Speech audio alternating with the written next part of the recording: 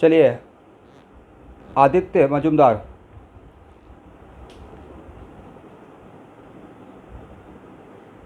और रुचिता साहा,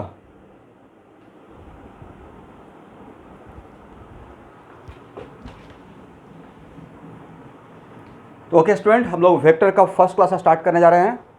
इसका वीडियो आज आप शाम तक मिल जाएगा या कल तक मिल जाएगा। सबसे पहले आप लोग मुझे बताएं वेक्टर का डिफिनेशन क्या होता है। What is the definition of vector?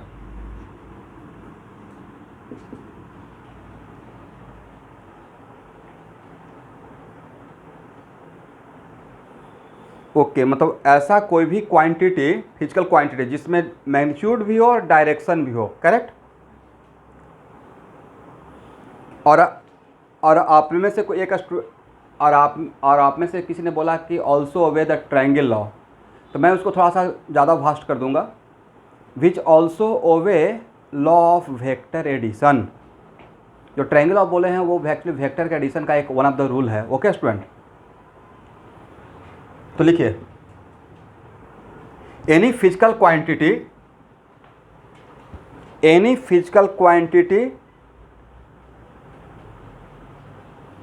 which have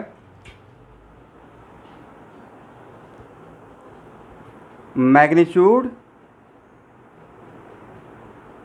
as well as direction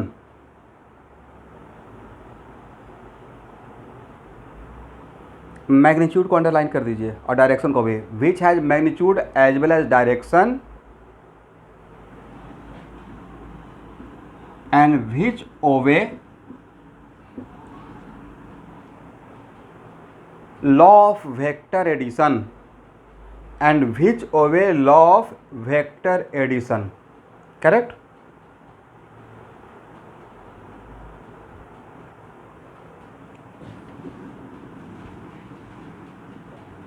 चलिए, तो स्केलर क्वांटिटी का क्या डिफिनेशन है?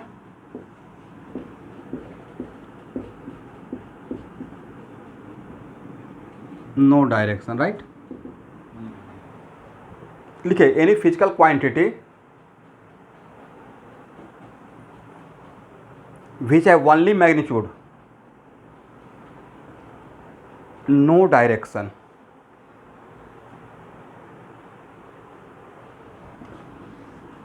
सबका एग्जाम्पल लेंगे, डोंट वरी, थोड़ा सा वेट कीजिए, ठीक है। अब यहाँ पे एक बहुत इंपॉर्टेंट टर्म आया है मैग्नीट्यूड। आप लोग मैग्नीट्यूड का मतलब क्या समझते हैं?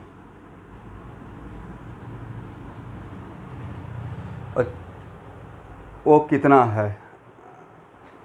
ओके, ठीक, यहाँ से अब देखिए, मान लेते हैं कि ये है x axis, x and x dash, और यहाँ पे ओरिजिन है। ओके स्टूडेंट, और ये है x इक्वल टू 2, राइट, और ये है x इक्वल टू -2, करेक्ट। अब मैं अगर इस पॉइंट का नाम a है, इस पॉइंट का नाम b है और इस पॉइंट का नाम ओरिजिन है, अगर मैं आपसे पूछूंगा कि ओरिजिन से a का डिस्टेंस कितना है, 2 यूनिट। फिर नेक्स्ट क्वेश्चन, ओरिजिन से b का डिस्टेंस कितना है?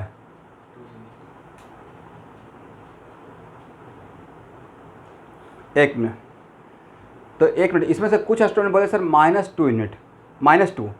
तो एक्चुअल में डिस्टेंस ऑलवेज अपने आप में एक पॉजिटिव सेंस है, नेगेटिव सेंस है या always positive sense? Positive sense है। डिस्टेंस कहीं पे सुने हैं -10 किलोमीटर बोलते हुए? मैं तो नहीं सुना हूँ। Distance, height, depth, length, right, all speed, all these are what? Positive sense. इसका मतलब ये हुआ कि जब भी सपोज कि यहाँ पे मैं आपको समझाने के लिए डिस्टेंस पूछा था, तो O से B का डिस्टेंस के लिए तो आप लोग सोचा कि सर ये तो x इक्वल टू -2 है, तो एक्चुअली में O से B का डिस्टेंस निकालने के लिए हम लोग को यहाँ से XB का क्या लेना था? मॉडुलस लेना था, राइट। और XB का मॉडुलस जब लेंगे तो यहाँ पे कितना रहेगा? Modulus of -2, and what the quality of modulus as a operator? ये यस, इसका मतलब है कि आज के बाद किसी का भी मैग्नीट्यूड अगर मैं पूछूंगा फिजिक्स या केमिस्ट्री में, ठीक है, तो अगर मैग्नीट्यूड पूछ रहे हैं मतलब उसको पॉजिटिव बनाकर बोलना है, और अगर निगेटिव है तो मेक इट पॉजिटिव। अब पॉजिटिव बनाने के लिए किसका यूज करते हैं? मॉडुलस का। इसका मतलब magnitude always greater than equal to 0 होता है, magnitude never be negative. Correct student? देखिए, magnitude always greater than equal to 0, मतलब इस मैग्नीट्यूड आज के बाद निगेटिव, कहीं भी अगर मैंने मैग्नीट्यूड का टर्म यूज किया तो निगेटिव नहीं होगा, और अगर निगेटिव है तो सर मेक इट पॉजिटिव। अब पॉजिटिव कैसे बनाएंगे? By taking modulus, right? तो नीचे नोट करके लिखिए, magnitude never be negative, magnitude never be negative.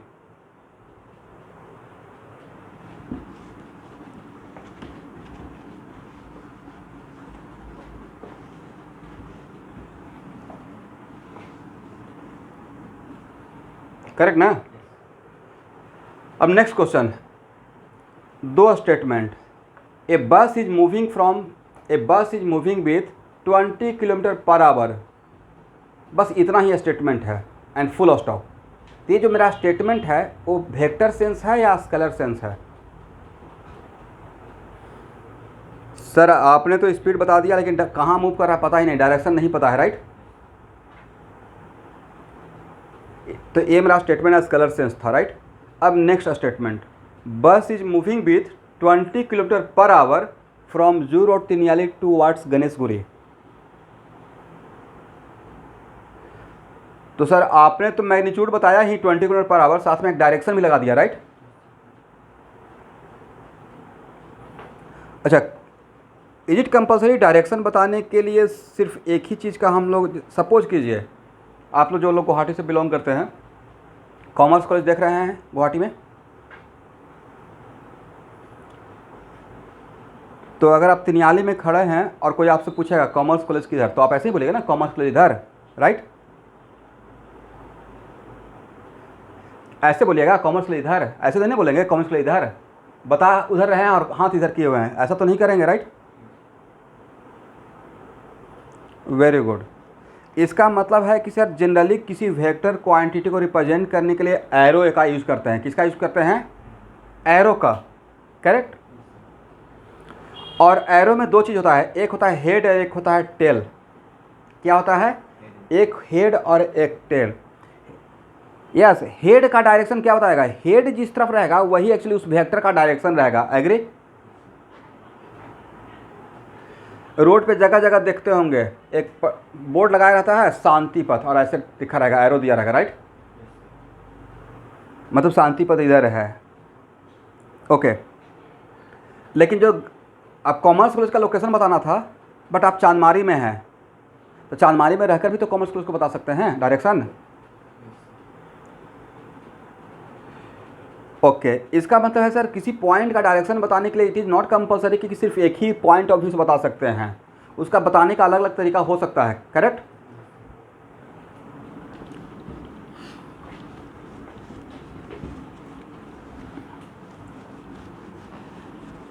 तो सबसे फर्स्ट क्वेश्चन है कि दो चार वेक्टर क्वांटिटी का आप लोग नाम बताइए जो आप जानते हैं। एक्सेलरेशन, उसके बाद देखिए तो मैंने सही लिखा या गलत लिखा?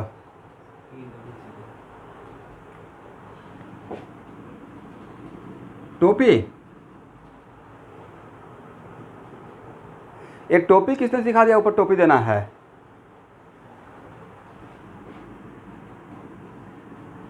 अच्छा, एरो वो यहाँ पे देते हैं, राइट? इसका मतलब किसी भी वेक्टर क्वांटिटी के लिए जो भी वेक्टर क्वांटिटी रहेगा उसको लिखने के बाद ऊपर में एरो देंगे। ये एरो क्या इंडिकेट करता है कि मेरा वेक्टर क्वांटिटी है। एग्री? एक्सेलरेशन वेक्टर हो गया, वेलोसिटी वेक्टर है, राइट? फोर्स वेक्टर है, और कुछ नाम बताइए।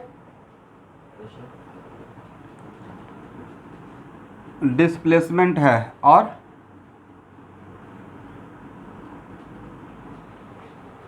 कुछ? तो सर इतना ही पता था। क्या बोले? एनर्जी 10 जूल, उसका डायरेक्शन क्या? डायरेक्शन लग रहा है?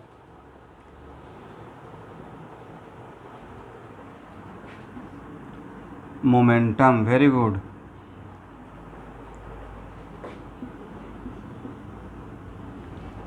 और एक यहाँ देखिए,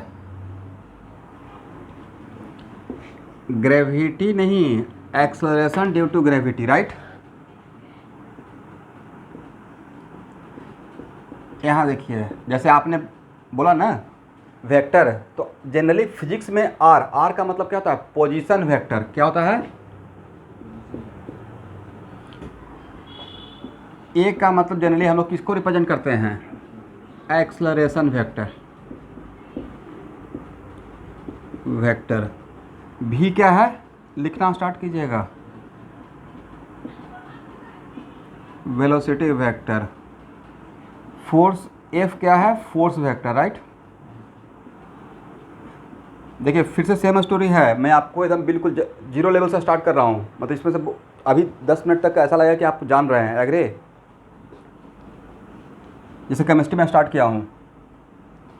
डी क्या है? Displacement vector.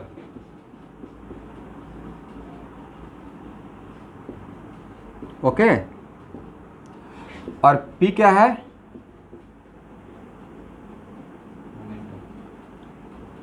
Momentum vector, right? अब स्टूडेंट अगर सपोज कीजिए मैंने बोला मैग्नीट्यूड ऑफ एक्सेलरेशन वेक्टर, तो मैग्नीट्यूड, जैसे ही मैं मैग्नीट्यूड ऑफ एक्सेलरेशन वेक्टर बोलूँगा, मैंने लिखा find out the magnitude of A. क्या कीजिएगा? Very good. तो सर अभी तो सीखे हैं, किसी का भी मैग्नीट्यूड निकालना है तो उसमें क्या लगा देना है? Modulus, right? तो आज के बाद किसी वेक्टर क्वांटिटी का मैग्नीट्यूड पूछेंगे तो उसमें क्या लगाना है? मॉडुलस। ओके। और जैसे ही मॉडुलस लगा दिए, इसका मैग्नीट्यूड, और मैग्नीट्यूड नेवर भी निगेटिव, मतलब मैग्नीट्यूड जैसे ही मॉडुलस लगा देंगे तो इसका वैल्यू क्या रहेगा? या तो जीरो, नहीं तो जीरो से बड़ा। Agree student? लिखिए, इसका मतलब आज के बाद किसी भी वेक्टर क्वांटिटी का मैग्नीट्यूड या तो जीरो रहेगा, नहीं तो जीरो से बड़ा रहेगा। करेक्ट?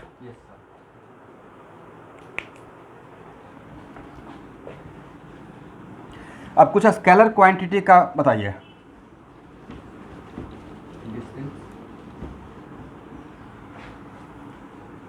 चलिए एक मिनट, डिस्प्लेसमेंट का तो डायरेक्शन होता है ना, स्केलर क्वांटिटी कुछ लिखते हैं आपके साथ। ओके। जैसे आप लोगों ने बोला स्पीड, ठीक है, उसके बाद डिस्टेंस, वॉल्यूम, मास, वेरी गुड, बहुत सारा है, डेंसिटी, टाइम भी बोल दीजिए, टाइम, टेम्परेचर, प्रेशर, और कुछ?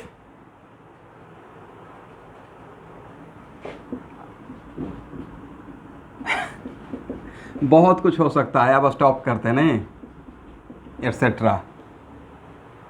मतलब इन सब में जब बोलते हैं तो डायरेक्शन नहीं एसोसिएटेड है, इसका मतलब all these are what? Scalar quantity. Correct?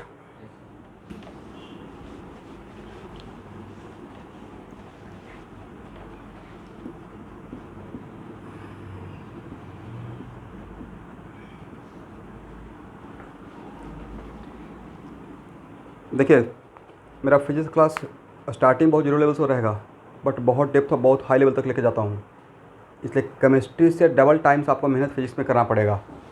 Chemistry बहुत आसान सब्जेक्ट है, इजी टू लर्न, बट जो चीज़ इजी टू लर्न है, इजी टू फॉरगेट भी होता है। जो जितना आसान होता है उतना स्लिपरी होता है। करेक्ट? अच्छा, आप लोग इलेक्ट्रिसिटी थोड़ा बहुत पढ़े हैं? 10th क्लास में करंट एंड इलेक्ट्रिसिटी।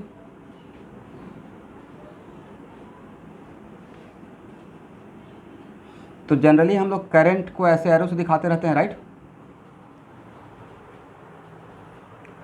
तो करंट का मैग्नीट्यूड है, इसमें साथ में डायरेक्शन भी दे रहे हैं। तो करंट क्या कैसा सेंस है, मतलब स्केलर है या वेक्टर है?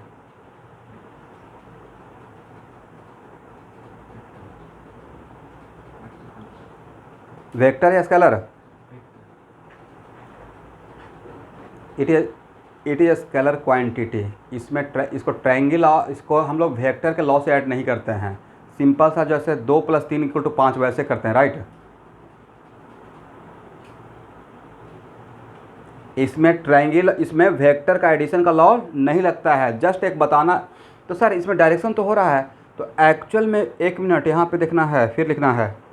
कुछ ऐसा भी क्वांटिटी है जो ना ही प्योर स्केलर है और ना ही प्योर वेक्टर है। क्या है? नहीं सर, इसमें थोड़ा सा वेक्टर का फ्लेवर लग रहा था, राइट।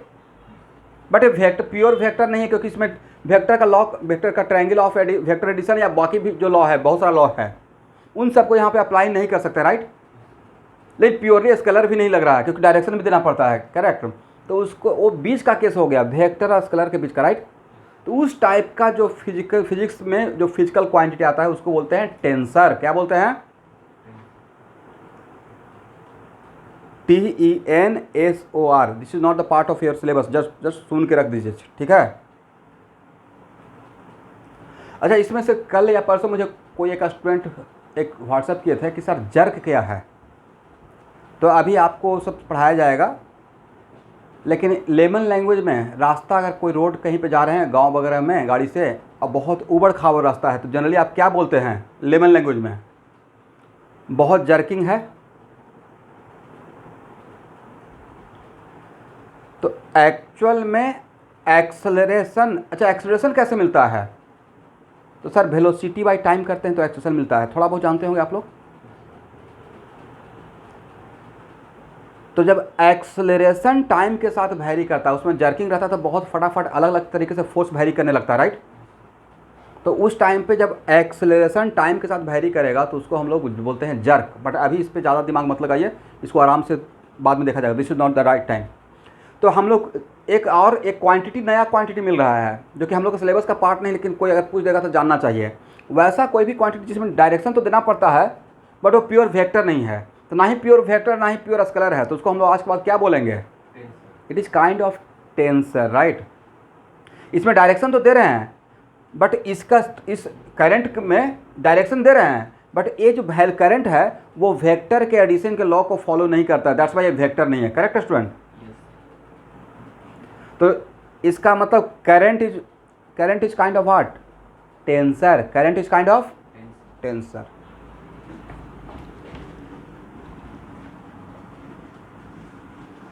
बहुत सारा एग्जाम्पल है, बट अभी रहने दीजिए, वो कहीं ना कहीं आते रहेगा, मैं बोलते रहूँगा, ठीक है। इतना तो जान गए ना कि जो वेक्टर और स्केलर के बीच में कोई रहेगा।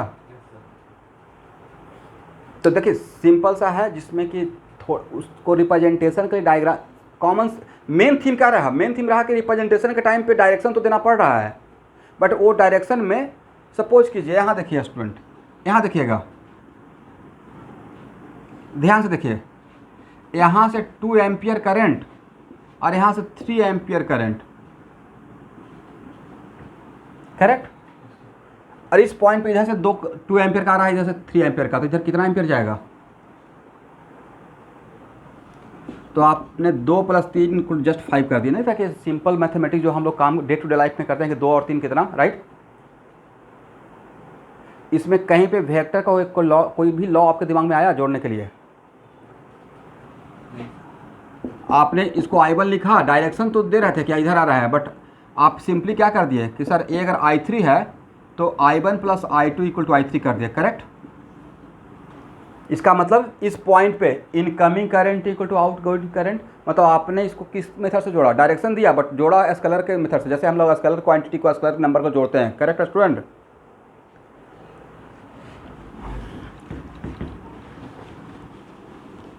चलिए अब यहाँ देखिए, यहाँ देखिएगा, मान लेते हैं कि मैंने कोई एक वेक्टर दिखाया, करेक्ट।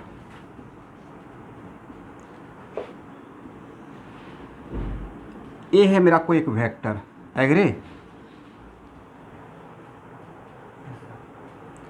तो किसी वेक्टर को डायग्राम का रिप्रेजेंटेशन, किसी वेक्टर को डायग्राम वाइज रिप्रेजेंट करने के लिए किसका यूज करते हैं? एरो का यूज करते हैं, करेक्ट स्टूडेंट। तो एरो का हेड क्या बताएगा? एरो का हेड बताएगा इसका डायरेक्शन। क्या बताएगा? बट डायरेक्शन एब्सोल्यूट होता है क्या?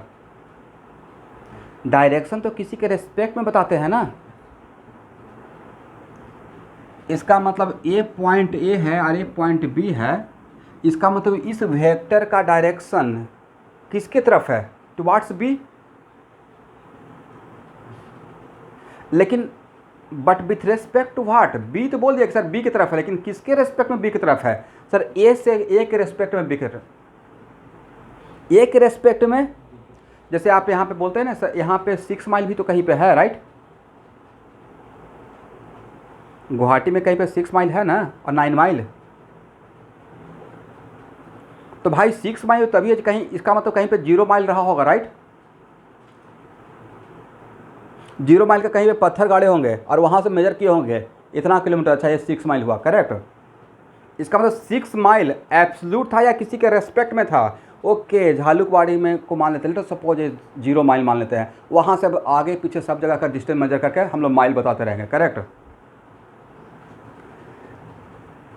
इसका yes, in similar fashion direction भी क्या रहेगा?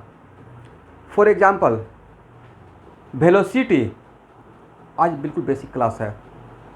वेलोसिटी, जैसे आपने बोल दिया कि कार का वेलोसिटी 20 किलोमीटर, जनरली आप बोलते हैं कि कार का velocity 20 kilometre per hour, right. आपने बोला कि this car is moving with 20 kilometre per hour. आप रोड पे खड़े हैं और कोई कार आपके सामने से गुजर गया, आप स्पीडोमीटर से आप चेक करके बताएं this car is moving with 20 kilometre per hour, वो आपको नजर आया, राइट। बट कार के सीट में, कार में जो लोग अंदर बैठे हुए हैं, राइट, 2 फ्रेंड पीछे बैठे हुए हैं, उनको एक दूसरे के रेस्पेक्ट में स्पीड क्या रहेगा? एक दूसरे के रेस्पेक्ट में 0। वैसे ही कोई 2 फ्रेंड ट्रेन में बैठे हुए हैं आगे और पीछे के सीट पे, ऐसे आमने सामने, तो एक दूसरे के रेस्पेक्ट में उनको तो वो रेस्ट में है, राइट। बट जो रेलवे पटरी के किनारे खड़ा इंसान है, वो जब उस आदमी को देखेगा जो ट्रेन में बैठा हुआ है, उसको क्या वो रेस्ट में आदमी नजर आएगा या मूव करते हुए? यस, इसका मतलब किसी पार्टिकल का स्पीड या वेलोसिटी भी एब्सोल्यूट होता है या किसी के रेस्पेक्ट में होता है? जैसे हम लोग ऐसे लगता है जैसे आप क्लास कर रहे हैं, अभी सब लोग बैठे हुए हैं रेस्ट, लेकिन हम लोग भी मोशन में हैं, नहीं? बट वो चीज़ पता नहीं चल रहा है हम लोग 24 आवर में कितना किलोमीटर घूम जाते हैं अर्थ के साथ, राइट। लेकिन वो हम लोग को पता नहीं चल रहा है, जो मंगल ग्रह पे है, जो स्पेस में, उसको पता चल रहा है कि हम लोग घूम रहे हैं, बट हम लोग उसी के साथ अर्थ के साथ चिपके हुए हैं, इसलिए हम लोग को पता नहीं चल रहा है। दिस इज द रीज़न कि जो भी वेक्टर क्वांटिटी या डायरेक्शन है या कुछ भी है, वो किसी के रिलेटिव में होता है, राइट। एनीवे, इसका मतलब एक बात तो पता चल गया कि सर किसी वेक्टर को डायग्राम वाइज यहाँ देखना है, पिक्चर में दिखाने के लिए एरो का यूज़ करते हैं, करेक्ट। अब एरो में 2 चीज़, इसका हेड क्या बताता है? डायरेक्शन, किसके रेस्पेक्ट में? टेल के रेस्पेक्ट में, राइट, जहाँ पे टेल है। फर्स्ट थिंग ये हो गया। What is the meaning of length of arrow? A length of arrow का क्या मतलब है? Oh very good, length of arrow directly proportional to what?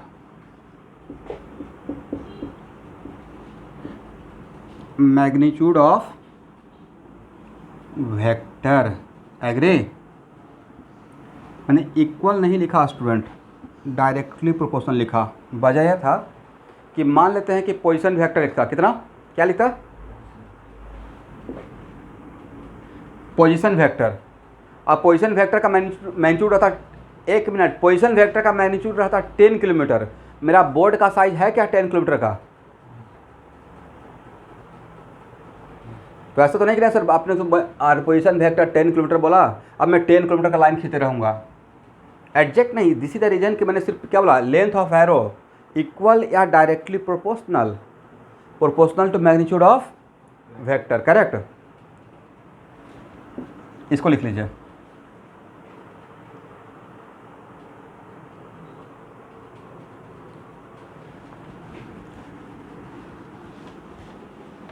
हो गया?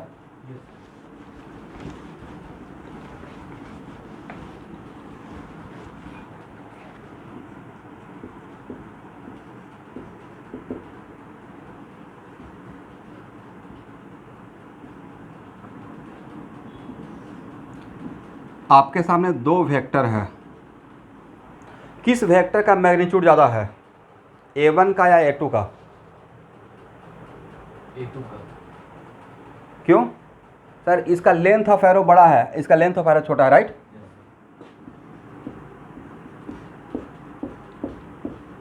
लिखिए। ये सिर्फ आज के क्लास में बोल रहे हैं या प्रॉब्लम सॉल्व करने के टाइम पे भी इस बात का ख्याल रखेंगे? वेलोसिटी वेक्टर ऐसे रहेगा 2 मीटर पर सेकेंड और एक रहेगा 4 मीटर पर सेकेंड। तो किसका लेंथ एरो बड़ा खींचना है, किसका एरो छोटा खींचना है? जो 4 मीटर पर सेकेंड रहेगा उसका बड़ा खींचना है, जो 2 मीटर पर सेकेंड रहेगा उसका छोटा खींचना है, राइट? जस्ट उसका आधा, राइट?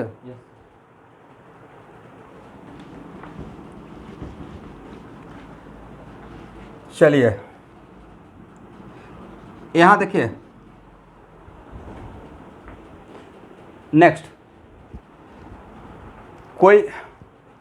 कोई भी दो वेक्टर इक्वल कब हो सकता है?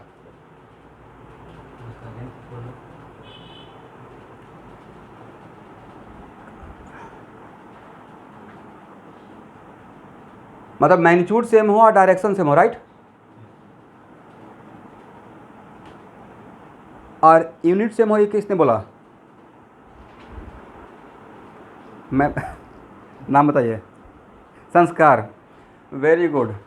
देखिए, तो आज के बाद वेरी गुड वेरी गुड, कोई भी दो वेक्टर इक्वल, यानी कि what the condition for two vectors are equal vector, मैं बोलना चाह रहा हूँ what the condition for two vectors are equal vector. तो दो वेक्टर का इक्वल होने के लिए उसका क्या क्या सेम होना चाहिए? Magnitude, direction, as well as most important both are of the same type. हाँ है ना? फॉर एग्जाम्पल, एक्सलेशन वेक्टर और वेलोसिटी वेक्टर का डायरेक्शन और मैग्नीट्यूड तो सेम है, बट क्या दोनों को इक्वल वेक्टर बोलेंगे? भाई यहाँ पे 10 मैंगो रखा हुआ है, 10 एप्पल रखा हुआ है, ठीक है, नंबर सेम है, बट क्या बोलेंगे? दोनों both are same fruits. Simple सा लॉजिक हुआ। तो लिखिए एक लाइन नोट करके, two vectors are equal vector, two vectors are equal vector only when two vectors are equal vector only when both having same magnitude, comma same direction as well as both are of the same type, as well as both are of the same type।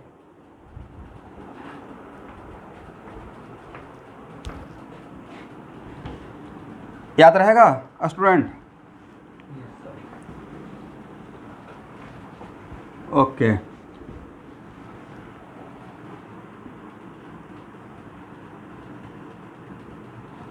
यहाँ देखिए,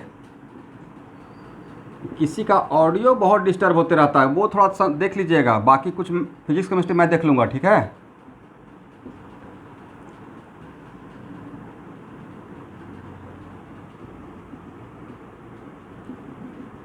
यहाँ देखिए A1, अब next example,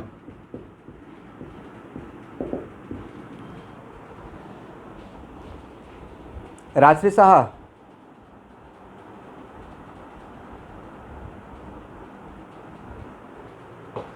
A1 A2 मैंने यहाँ पे mention कर दिया, A1 and A2 are of the same type. Same type का मतलब कि अगर दोनों अगर ए एक्सेलरेशन है तो ए भी एक्सेलरेशन वेक्टर है, ए अगर वेलोसिटी है तो ए भी वेलोसिटी वेक्टर है। ओके,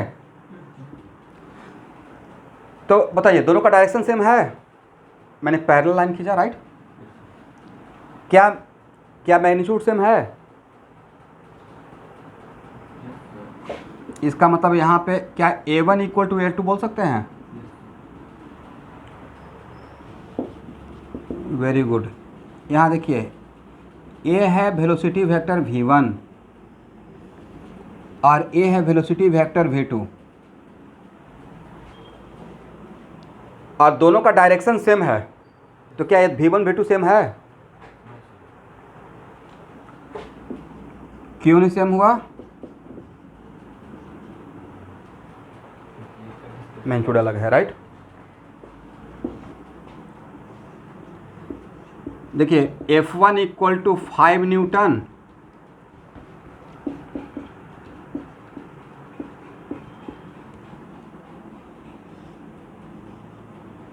और F2 इक्वल टू भी 5 न्यूटन। दो फोर्स वेक्टर है जिसका मैग्नीट्यूड सेम है, तो मैग्नीट्यूड सेम है इसका मतलब लेंथ ऑफ एरो भी सेम रहेगा। ए है F1 और ए है F2, एग्री? तो क्या हम लोग यहाँ पे F1 इक्वल टू F2 बोल सकते हैं? जो मैंने डायग्राम दिखाया है, क्यों नहीं बोल सकते हैं? डायरेक्शन अलग है, वेरी गुड।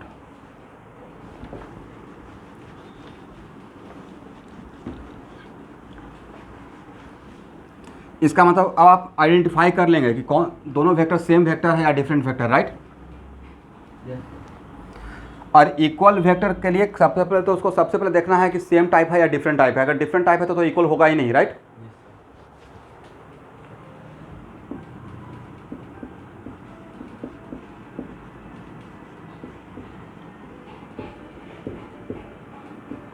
देखिए मैंने क्या लिखा, शिफ्टिंग कॉन्सेप्ट, यस। देखिए if any vector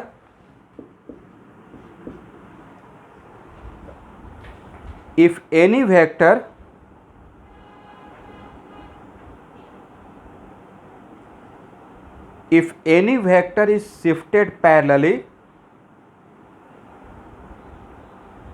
if any vector is shifted parallelly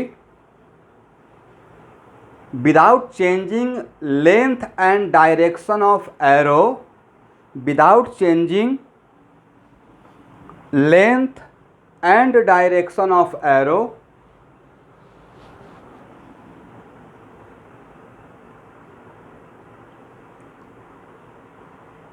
then vector will not change, then vector will not change। मैंने क्या बोला, फिर से बोलिए तो। if any vector is shifted parallelly without changing what?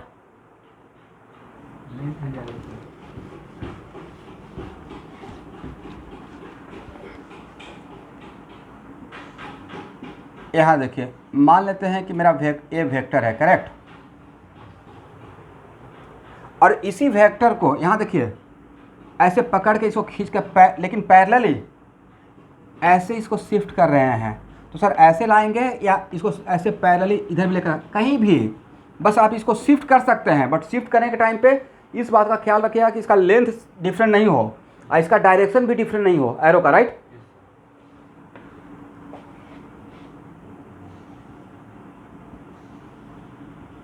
तो मैंने इस बात का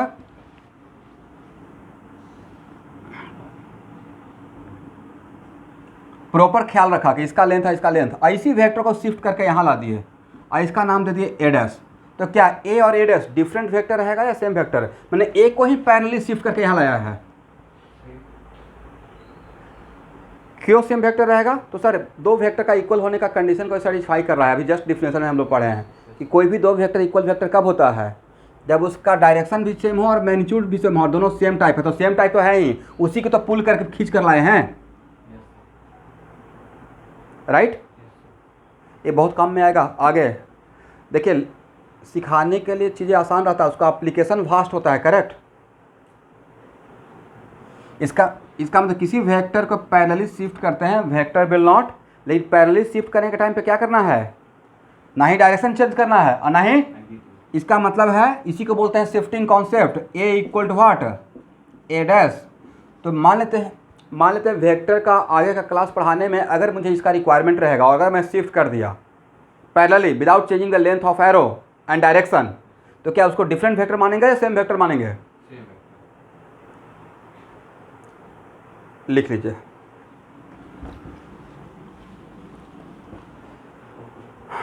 चलिए अब हेडिंग बनाइएगा, angle between two vector, angle between two vector.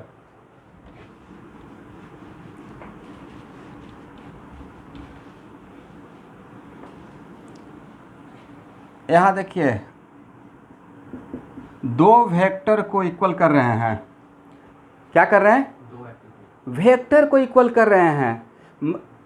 सिर्फ मैंने ये थोड़े बोला दो वेक्टर के इक्वल होने के लिए सिर्फ क्या उसका मैग्नीट्यूड सेम होना चाहिए या पूरा कंप्लीट पैकेज डायरेक्शन के साथ, राइट।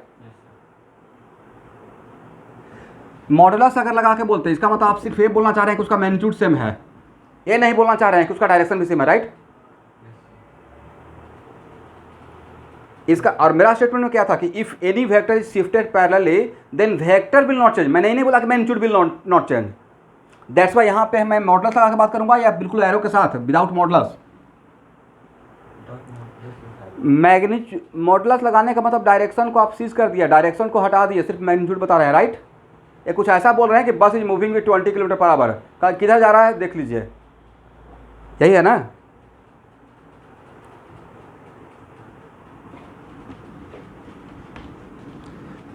इसका मतलब मेरा स्टेटमेंट था कि if any vector is shifted parallelly then vector will not change. तो वेक्टर ऐसे दिखाते हैं, हम मैग्नीट्यूड बोलूंगा तो मैग्नीट्यूड के टाइम पे मॉडुलस लगाना है, करेक्ट स्टूडेंट।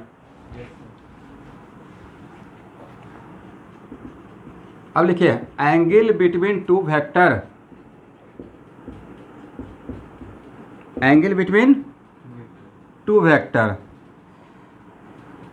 अच्छा यहाँ देखिए, मान लेते हैं कि एक पॉइंट सोर्स है, पॉइंट सोर्स एक कोई लाइट है, लाइट को देखते हैं छोटा सा बल्ब भी होता है एकदम छोटा सा पॉइंट जैसा, राइट। तो अगर ये लाइट सोर्स है जस्ट लाइक पॉइंट, तो यहाँ से रे ऑफ लाइट डाइवर्ज होगा या कन्वर्ज करेगा या डाइवर्ज करेगा?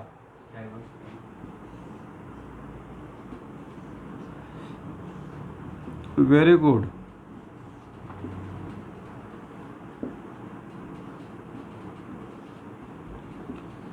मतलब इन सब रे ऑफ लाइट को हम लोग क्या बोलेंगे, डाइवर्जिंग, नहीं।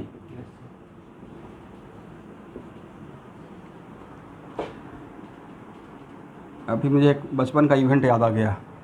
हम लोग क्या करते थे कि चश्मा जो होता है ना पुराने ज़माने का, जो बाबा लोग लगाते थे, दादाजी लोग, या लेंस, तो लेंस से कागज़ को जलाते थे ऐसे। अलग था अच्छा क्या चमत्कार कर दिए, नहीं। किसी भी कन्वर्जिंग लेंस से को सनलाइट डाल के नीचे पेपर रखिएगा तो थोड़ा कुछ देर बाद जलना स्टार्ट करता है। आप लोग जानते हैं कि नहीं इस बात को? तो सिर्फ ये जानते हैं या वहाँ से कुछ सीखे भी?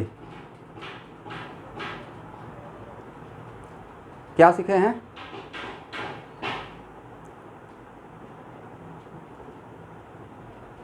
Very good.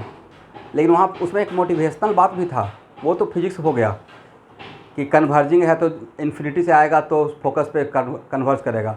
उसमें था मोटिवेशनल बात ये कि सारा एनर्जी को अगर एक डायरेक्शन में लगा दिया जाए तो ज़्यादा इफेक्टिव रहेगा, नहीं। इसलिए एक बार में एक ही काम हो सकता है, या तो आईआईटी कर लें, या नहीं तो डॉक्टर बन जाए, और नहीं तो सिंगर बन जाए, नहीं तो क्रिकेटर बन जाए। एक साथ सब काम नहीं हो सकता है, करेक्ट। आप समझिए मैं क्या बोलना चाह रहा हूँ। जैसे बहुत लोग ये 2 साल की तैयारी में बहुत लोग ये बोलते रहते हैं सर आज तो मेरा सिंगिंग का क्लास है, आज मेरा डांसिंग का क्लास है, तो उसका कोई स्कोप नहीं है। मेरे अकॉर्डिंग एक बार में एक ही काम करना है, क्योंकि आप जिस चीज़ का तैयारी करने जा रहे हैं या सोच रहे हैं वो इंडिया लेवल का कॉम्पिटिटिव एग्जाम है, 9th और 10th का एग्जाम नहीं रह गया। एनीवे, इसको क्या बोलिएगा, डाइवर्जिंग या कन्वर्जिंग? कन्वर्जिंग। हो गया?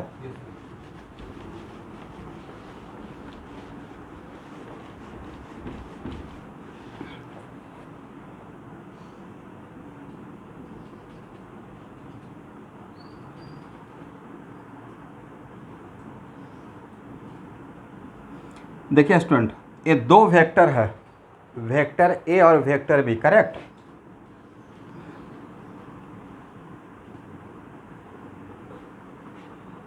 और ये एंगल है 120 डिग्री। और तब मैं आपसे पूछूंगा एंगल बिटवीन टू वेक्टर कितना?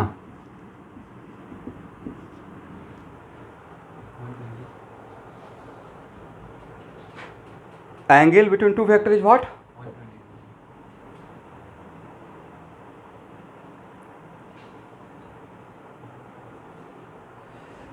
आप देखे हैं, आप लोग 9th या 10th में देखते होंगे, दो लाइन एरो के बीच में एंगल ऐसे निकालते थे, याद है?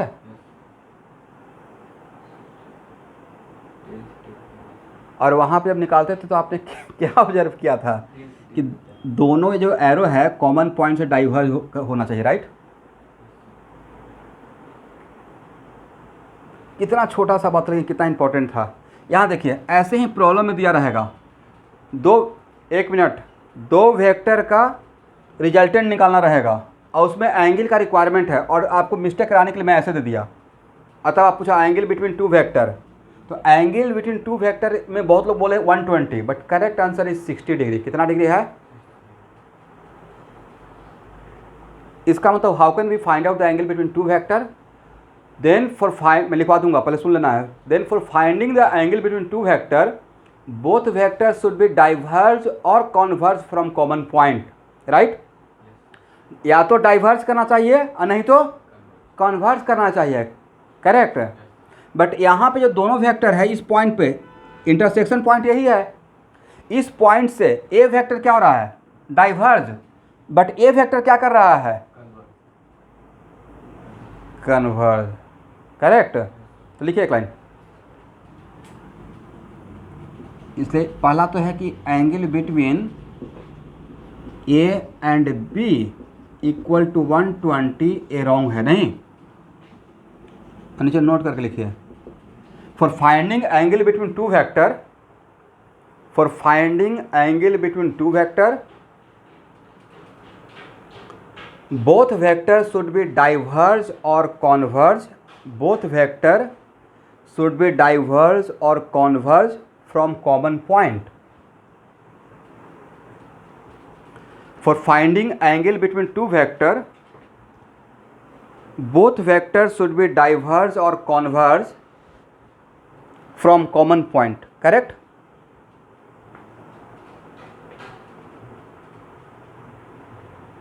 यहां तक लिख लिए हैं?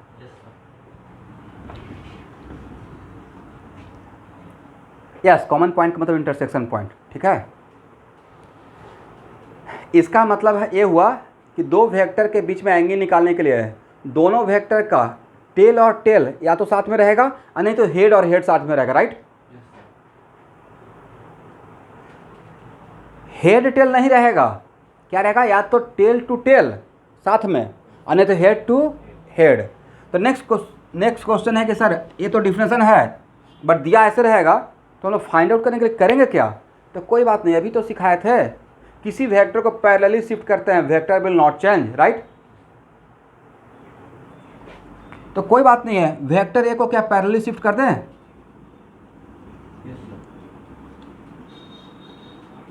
और पैरेलल शिफ्ट करने से कोई नुकसान हुआ क्या? Vector will not change. अब यहाँ देखिए, इसको हाइड कर दीजिए। अब तब ए और बी को देखिए,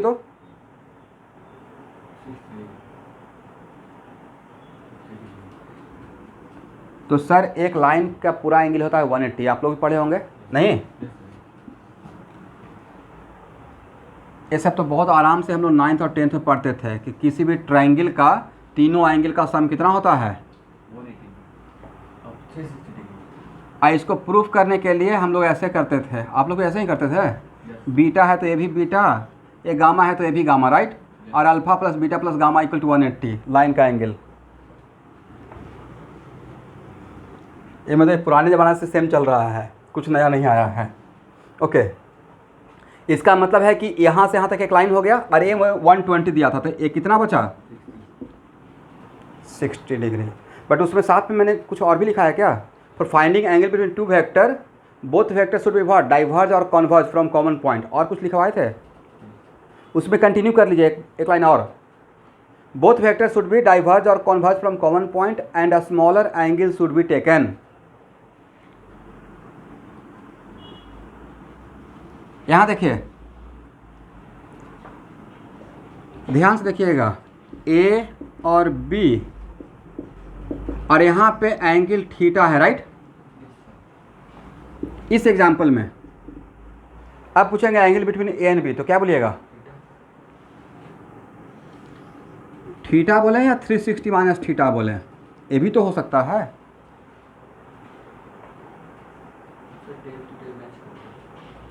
तो कौन सा बड़ा एंगल लेना है या स्मॉलर एंगल? ये दो लाइन के बीच में दो टाइप का एंगल है, एक बड़ा एक छोटा है, एक बड़ा है, तो वेक्टर का एंगल लेंगे, कौन सा एंगल लेंगे, बिगर एंगल या स्मॉलर एंगल? स्मॉलर एंगल, उसको क्रॉस कीजिए। इसका मतलब यहाँ पे angle between A and B, angle between A and B equal to theta, correct student.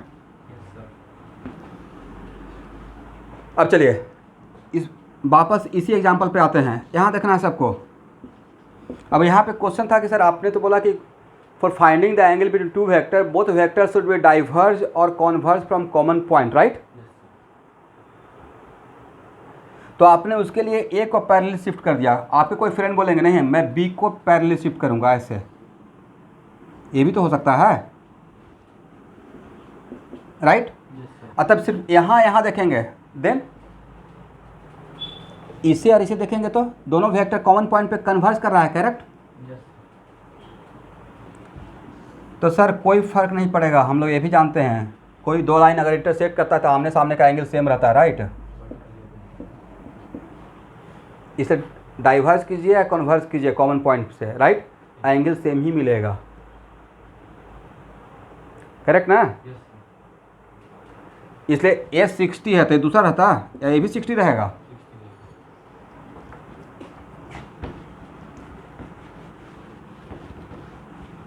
चलिए वेरी गुड।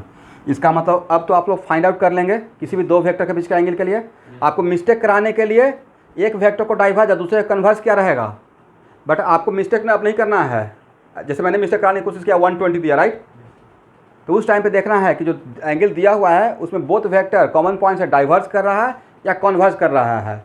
अगर डाइवर्स या कन्वर्स दोनों कर रहा है देन फाइन, बट अगर एक कन्वर्स दूसरा डाइवर्स तो क्या करेंगे, किसी एक को पैरेलल शिफ्ट करके उसको कॉमन पॉइंट पे या तो डाइवर्स करवाएंगे और नहीं तो कन्वर्स कराएंगे और तब एंगल बताएंगे, करेक्ट स्टूडेंट।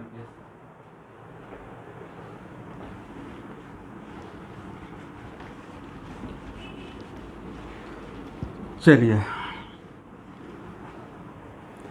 यहाँ देखिए, ए है वेक्टर ए और ए है वेक्टर बी। बोलिए दोनों वेक्टर के बीच का एंगल कितना? 0 डिग्री। क्यों?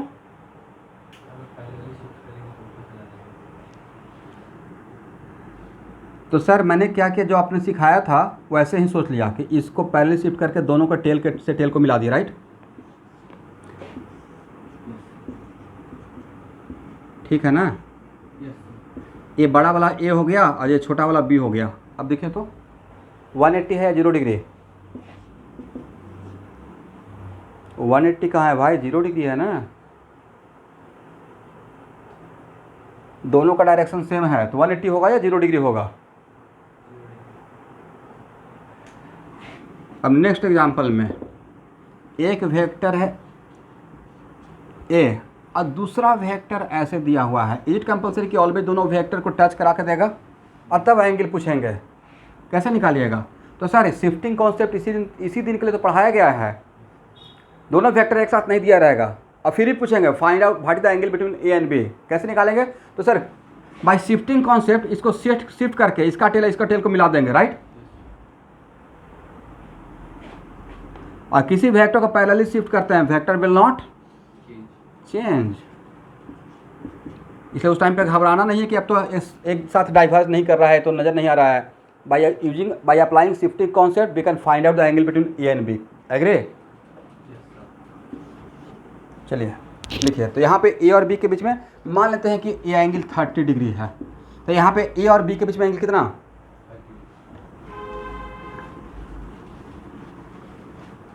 चलिए अब यहाँ से जो सिखाने जा रहे हैं उसको ध्यान से देखिएगा। दो चीज़ याद रखना है, और नहीं तो इसका अगर आपका कोई सीनियर अगर मेरे यहाँ कैटलिस्ट में 11th क्लास से ही फिजिक्स पढ़ रहे हैं तो उनसे थोड़ा एक बार पूछ सकते हैं कि what the role of vector and mathematics in physics. पूरे फिजिक्स में से वेक्टर को माइनस कर दीजिएगा तो 0 हो जाएगा। कितना हो जाएगा? होता ना कि सर पहला ही चैप्टर तो है, आसान रहेगा, इसको छोड़कर पढ़ लेंगे, राइट? तो vector is the language of physics. मतलब ये कुछ ऐसा है कि आपको ABCD नहीं आता और बोल रहे हैं ट्रांसलेशन कर लीजिएगा। ABCD नहीं पता है, आप क्या कर रहे हैं? पॉसिबल है इंग्लिश में विदाउट नोइंग ABCD? बिल्कुल वही है। वेक्टर इज द बोल ही दिए, vector is the language of physics. तो वेक्टर में दो चीज़ बहुत फिजिक्स में, वेक्टर और उसमें मैथमेटिक्स। ये मैथमेटिक्स में मैं उन सारे बच्चों के लिए बोल रहा हूँ जिनका ड्रीम है कि मुझे एक अच्छा डॉक्टर बनना है, मेडिकल का एग्ज़ाम का तैयारी करना है, बट वो सोचते हैं चलो अब तो बायो पढ़ना है, मैथमेटिक्स से नाता ख़त्म। They are so happy. But उनके लिए मैथमेटिक्स जितना फिजिक्स में लगेगा उतना मैं मैथमेटिक्स पढ़ाऊँगा, क्योंकि विदाउट मैथमेटिक्स आपको फिजिक्स समझ में ही नहीं आएगा। और सबसे बड़ी बात, केमिस्ट्री में भी मैथमेटिक्स यूज़ होता है, और जो मैथमेटिक्स यहाँ पे यूज़ होता है वो 9th-10th वाला नहीं है, कुछ अलग लेवल का यूज़ होता है। ए बी, यहाँ देखिए अब मैं क्या कर रहा हूँ, ये मान लीजिए कॉमन पॉइंट है, यहाँ पे अब कुछ मैं डायग्राम बना रहा हूँ। ये है मेरा फिगर फर्स्ट, इसमें एंगल बिटवीन टू वेक्टर कितना है सर? 0 degree, right? अब मैं वेक्टर ए को जैसे वैसे रखकर इस एरो बी को इस पॉइंट के अबाउट धीरे धीरे रोटेट कर रहा हूँ, समथिंग लाइक दिस। तो अब यहाँ पे फिगर सेकंड में A angle between two vector 90 से बड़ा है या छोटा है? 90 से छोटा है, और 90 से छोटा एंगल को एक्यूट एंगल बोलते हैं, नहीं? Very good, very good. तो ए एंगल लें या ए एंगल लें? छोटा एंगल लें या बड़ा एंगल? वेक्टर का एंगल बताने के लिए छोटा एंगल। ओके चलिए यहाँ पे ए वाला एंगल लें या ए एंगल लें, कौन सा लें? Very good, very good. ये हो गया मेरा फिगर से थर्ड, ठीक है?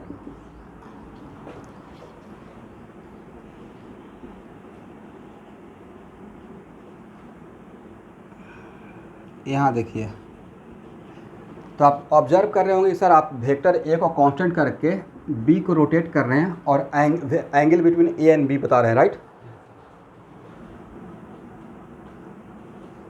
यहाँ पे कौन सा एंगल है? ए एंगल है या ए एंगल है? क्यों? क्योंकि सर ए छोटा है बड़ा है, राइट?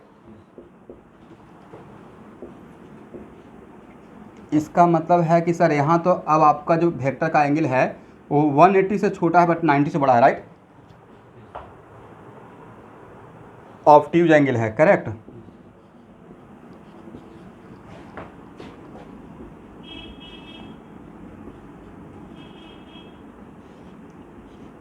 अब कौन सा एंगल है विद्यार्थी से? ऊपर वाला लें या नीचे वाला लें? सर एक ही बात है, नहीं? ये हो गया मेरा फिगर फिफ्थ। यहाँ तक आइए फर्स्ट। हाँ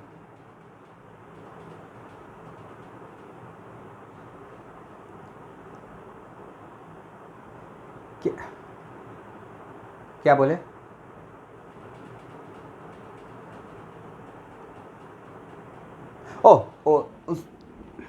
नहीं, वो तो मैं देख रहा था कि आप लोग देख रहे हैं कि नहीं देख रहे हैं।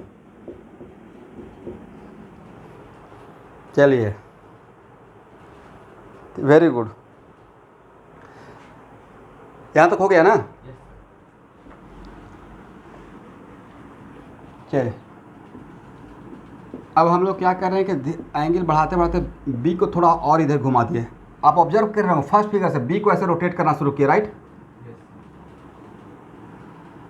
अब कौन सा एंगल है स्टूडेंट? अंदर ऊपर वाला एंगल या नीचे वाला? नीचे वाला क्यों अभी तक तो ए वाला लेते थे? तो smaller angle very good very good very good sir. अब तो आपको ए लेना पड़ेगा। इसका नाम अगर अल्फ़ा, इसका नाम बीटा, तो यहाँ पे ए सही रहेगा, ए गलत रहेगा, राइट?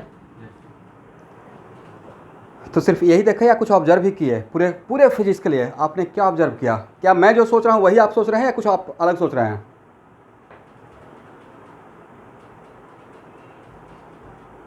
Very good. आज के बाद पूरे फिजिक्स के लिए, पूरे फिजिक्स के लिए, सिर्फ 11th-12th के लिए नहीं, पूरे फिजिक्स के लिए आज के बाद किसी भी दो वेक्टर के बीच में मिनिमम एंगल 0 और मैक्सिमम 180 ही हो सकता है, उससे ज़्यादा पॉसिबल नहीं है। Correct?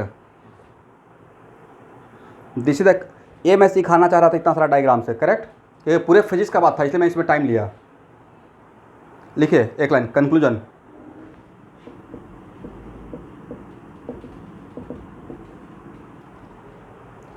Angle between two vector, minimum angle between two vector is 0 degree.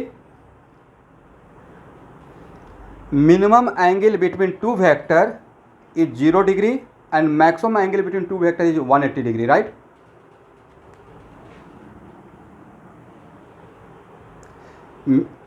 इसका मतलब वेक्टर, किसी भी दो वेक्टर के बीच में एंगल का रेंज कहाँ से कहाँ तक जा सकता है?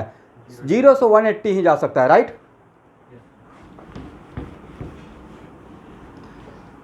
इसका मतलब from now angle between two vector, minimum angle between two vector is 0 degree and maximum क्या रहेगा? 180 इसका मतलब अगर आपसे कोई पूछेगा कि अगर थीटा ए थीटा किसी भी दो वेक्टर के बीच में angle between A and B है, देन थीटा का रेंज कहाँ से कहाँ तक हो सकता है? तो सर थीटा का रेंज 180 से 0 के बीच में ही हो सकता है। Correct? This is the conclusion. लिख लीजिए।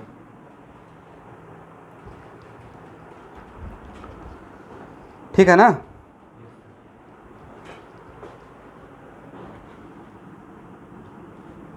करेक्ट?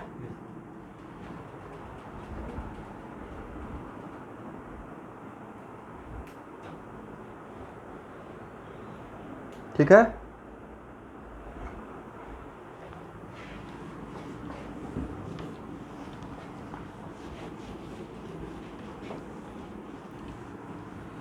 चलिए स्टूडेंट यहाँ देखिए,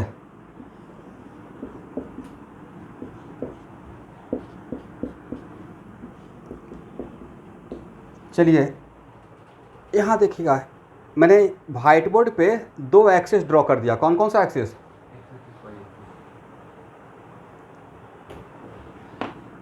okay okay very good. X axis और वाई एक्सिस। तो ये पूरा प्लेन को कौन सा प्लेन बोलेंगे? कार्टेशियन प्लेन तो बोलेंगे ही, बट वो जिससे बना रहेगा उसी का तो नाम रहेगा। तो ये प्लेन कौन कौन से लाइन से बना हुआ है? Very good. तो अब व्हाइट बोर्ड का नाम क्या हो गया? X Y plane. करेक्ट? नहीं समझे? आज के बाद ये तो प्लेन है ना, तो ये प्लेन किस एक्सिस को मिला? कार्टेशियन सिस्टम में आपने किससे बोला? सर एक्स एक्सिस और वाई एक्सिस। भाई तो जिससे बना रहेगा उसी का तो नाम लेंगे। करेक्ट? चलिए, और X axis, Y axis, Z axis, तीनों एक्सिस एक दूसरे पर परपेंडिकुलर होता है, पता होगा? तो ये है जेड एक्सिस। करेक्ट? तो जेड एक्सिस, एक मिनट, जेड एक्सिस कौन सा प्लेन पे परपेंडिकुलर है?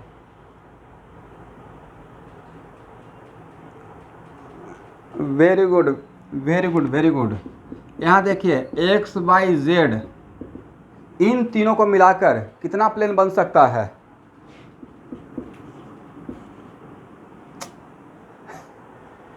प्लेन तो आज मैं पहला बार सुन रहा हूँ, 3 डायमेंशनल प्लेन। प्लेन तो ऑलवेज, प्लेन का मतलब एरिया जैसा two dimensional concept, right. Volume होता है 3 एक्स वाई जेड तीनों को मिलाकर plane, X Y Z plane. मैं पूछ रहा हूँ, ऐसे तोड़ कर बोलेंगे X Y plane, right, Y Z plane. बोलने में बिल्कुल कोई प्रॉब्लम नहीं है। जब तक आप बोलना नहीं सीखिएगा तब तक मुझे कैसे पता लगेगा कि आप क्या सही क्या गलत सोच रहे हैं। इसका मतलब X axis, Y axis, Z axis तीनों को से अगर हम लोग को 2 डायमेंशनल प्लेन सोचना है तो how many different type of plane we get? 3 different type. X Y plane, अब ऐसा नहीं कि सर बाई एक्स बोल रहे हैं तो एक्स वाई प्लेन या बाई एक्स प्लेन अलग अलग रहेगा या सेमी प्लेन का बात करेंगे, राइट। तो X Y plane, Y Z plane, Z X plane, correct. चलिए, तो व्हाइट बोर्ड मेरा कौन सा प्लेन है?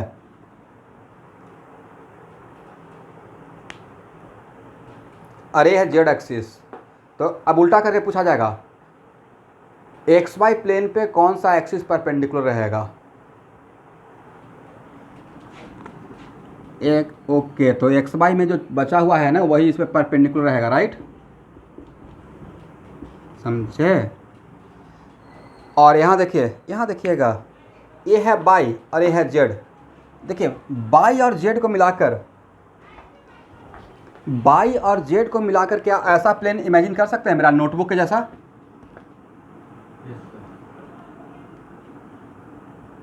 तो मेरे नोटबुक पे कौन सा एक्सिस परपेंडिकुलर हो जाएगा? X axis. इसका मतलब बाई जेड प्लेन पे कौन सा एक्सिस परपेंडिकुलर? और जेड एक्स प्लेन पे तो सर जो बचा रहेगा वही तो रहेगा। ये आज के बाद याद रखना है, ओके स्टूडेंट।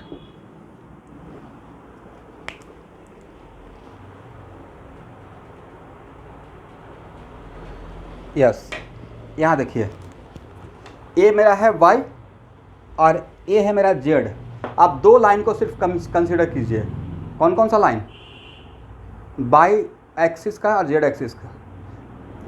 और यहाँ मैंने बाई एक्सिस और जेड एक्सिस, करेक्ट, ऐसे मैंने नोटबुक रखा। ये नोटबुक मेरा क्या है? बाई एक्सिस के लॉन्ग भी है और जेड एक्सिस के लॉन्ग भी है, राइट। अब देखिए मेरे नोटबुक में कौन सा लाइन परपेंडिकुलर है? क्या बाई एक्सिस है या जेड एक्सिस है? बाई, एक मिनट, एक्स वाई एक कौन सा प्लेन? व्हाइट बोर्ड बोलिए। अब एक्स वाई प्लेन पे बोल सकते हैं क्या कि एक्स वाई प्लेन पे एक्स एक्सिस परपेंडिकुलर? नहीं बोल सकते सर। एक्स वाई प्लेन में तो एक्स एक्सिस में Y axis is the part of the plane, right.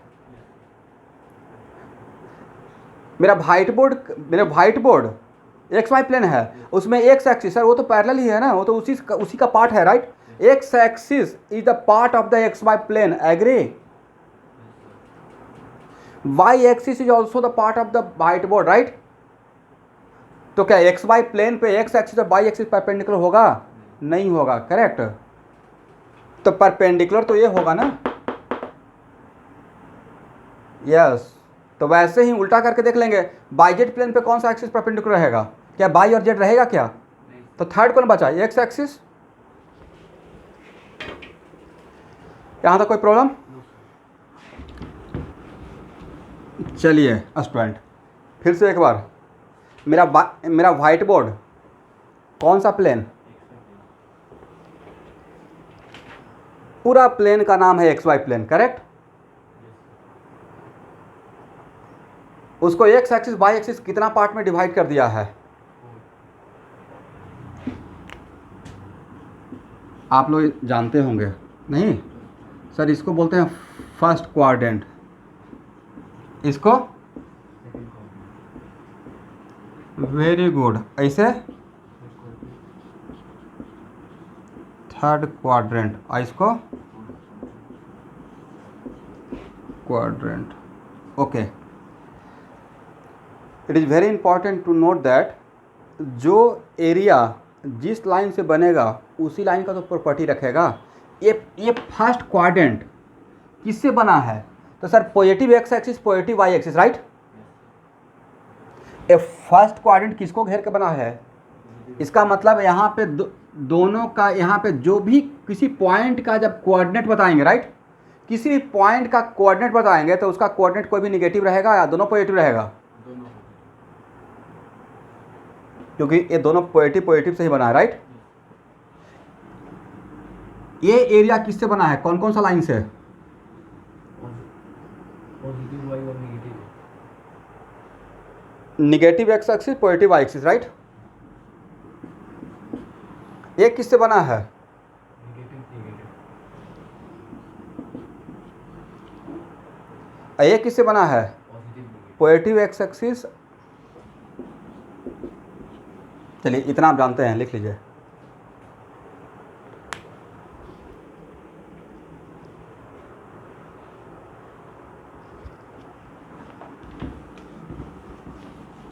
हो गया।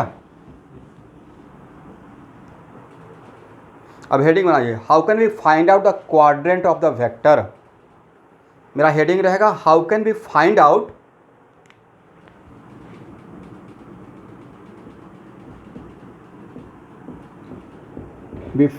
Out quadrant of vector. मतलब क्वाड्रेंट ऑफ वेक्टर का मतलब मेरा गिवन वेक्टर फर्स्ट क्वाड्रेंट में है, सेकंड क्वाड्रेंट में है, थर्ड क्वाड्रेंट में, ये फाइंड आउट करना है, right.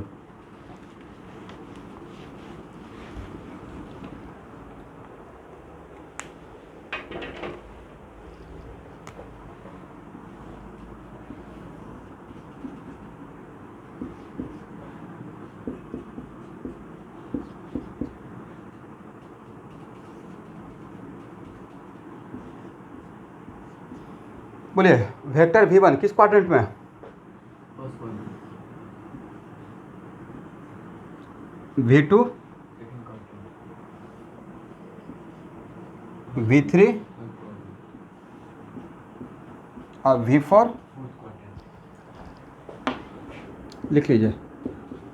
v1 first quadrant,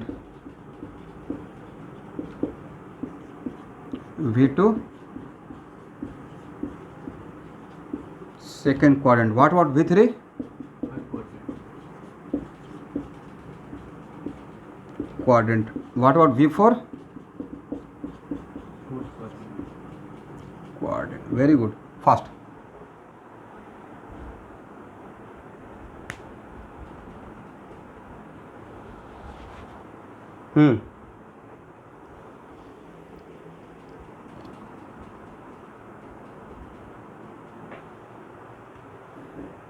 V1 का, हाँ हाँ उसी चीज़ को सिखाना है। Wait for moment. इसे तो मैं पूरा हेडिंग बना दिया हूँ।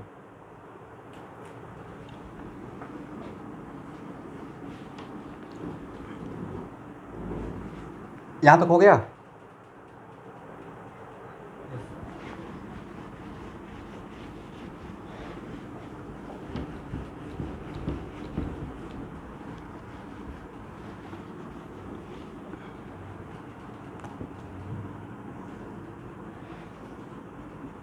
जो लोग पहले से या जिनको मैं वीडियो थोड़ा दिया हूँ वो अभी वेट करेंगे और रिप्लाई नहीं करेंगे इस क्वेश्चन का।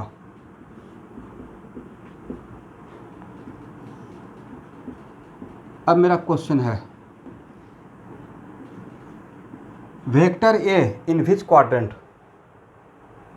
बाकी जो वीडियो देखे हैं वो रिप्लाई नहीं करेंगे। Fourth quadrant.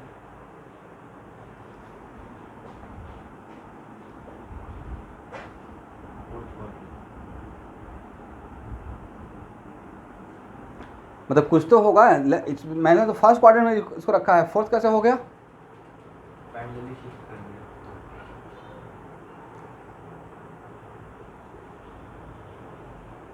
तो सर ये तो looks like in first quadrant ना। इस करेक्ट, आपका आंसर करेक्ट है। करेक्ट। यहाँ देखिए, तो इसमें मेन पहले पॉइंट को पकड़ना है ना कि सर हम लोग फाइंड आउट कैसे करेंगे। तो for finding the quadrant of vector, given vector, tail of the vector should be at origin. उस वेक्टर का टेल कहाँ होना चाहिए? ओरिजिन। ऑरिजिन पे। बट इज इट कंपलसरी कि ऑलवेज ओरिजिन पे आपको ऐसे दिखाया रहेगा? तो नहीं दिखा रहे तो कोई बात नहीं, हम लोग शिफ्ट करके देख लेंगे, राइट। लेकिन अब इसका मतलब है कि ऐसे दिया रहेगा तो आपको कंफ्यूज करने के लिए, तो यहाँ पे vector A looks like in first quadrant but actually it belongs to fourth quadrant. Okay, लिखिए एक line, vector A looks like in first quadrant but it belong to, बोलिए कौन सा क्वाड्रेंट? क्वाड्रेंट। इसका मतलब यहाँ पे रिमार्केबल पॉइंट क्या है, लिखिए नीचे नोट करके, पहले इसको लिख लीजिए, उसके बाद यहाँ लिखिए, for finding the quadrant of vector, for finding the quadrant of vector, tail of vector should be at origin. Correct student?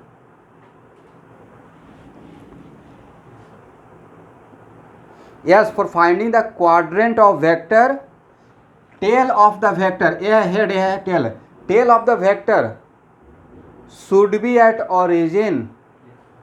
कहाँ होना चाहिए? बट इज इट कंपलसरी कि ऑलवेज ओरिजिन पे टेल रख कर दिया जाएगा आपको प्रॉब्लम बनाने के लिए? मे और मे नॉट। तो सर उस टाइम पे हम लोग ऐसे पैरेलली शिफ्ट करके देख लेंगे, करेक्ट। तो अगर इसको पैरेलली शिफ्ट करते हैं तो पैरेलली शिफ्ट करने से वेक्टर चेंज नहीं होता है। ओके, तो पैरेलली शिफ्ट कीजिए। अब बताइए, अब आपने पैरेलली शिफ्ट करके इसके टेल को कहाँ ले आया? ओरिजिन पे। इसके टेल को ओरिजिन पे आने के बाद पता चलेगा कि इसका ओरिजिनल क्वाड्रेंट क्या है। तो पैरेलली शिफ्ट करके टेल को ओरिजिन पे लाए तो किस क्वाड्रेंट में दिख रहा है? Fourth quadrant. तो ऐसे हम लोग क्वाड्रेंट निकालेंगे। अब जिसका टेल ऑलरेडी, जैसे इससे पहले के एग्जाम्पल में V1 V2 V3 V4, जिसका टेल ऑलरेडी ओरिजिन पे है तो उसमें शिफ्ट करने का रिक्वायरमेंट है फॉर फाइंडिंग द क्वाड्रेंट।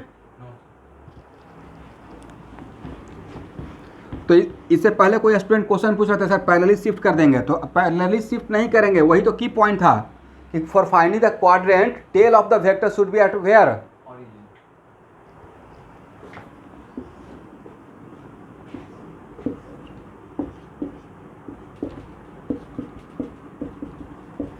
देखिए वेक्टर बी किस क्वाड्रेंट में है?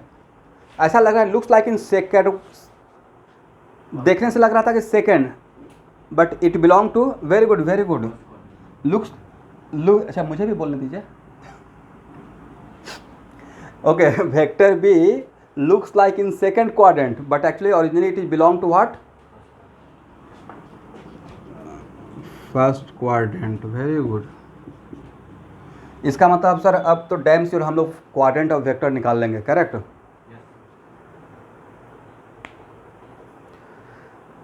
तो स्टूडेंट आज आप लोग का फर्स्ट डे है फिजिक्स का, आज इतना ही रहने दीजिए। आज जिनका मैथ का क्लास है वो थोड़ा ब्रेक ले लीजिए बढ़िया से, 12:30 से मैथ है, 12:32। ओके, मतलब आपके लिए डेमो क्लास हो सकता है बट फ्रॉम माई साइड ये आपका रेगुलर क्लास स्टार्ट हो गया है, इसलिए मेरे लिए डेमो नहीं है, मेरे लिए बिल्कुल पहला क्लास था, उसके बाद दूसरा रहेगा, उसके बाद तीसरा रहेगा, इसको वापस मुड़ कर पीछे नहीं आऊँगा। अरे कोई स्टूडेंट कल सर मेरा कोई फ्रेंड ज्वाइन करने वाले हैं, लेट अस सपोज, तो ठीक है उनके लिए तो वीडियो अवेलेबल है, पहला क्लास का वीडियो देख के ज्वाइन कर लेंगे, राइट?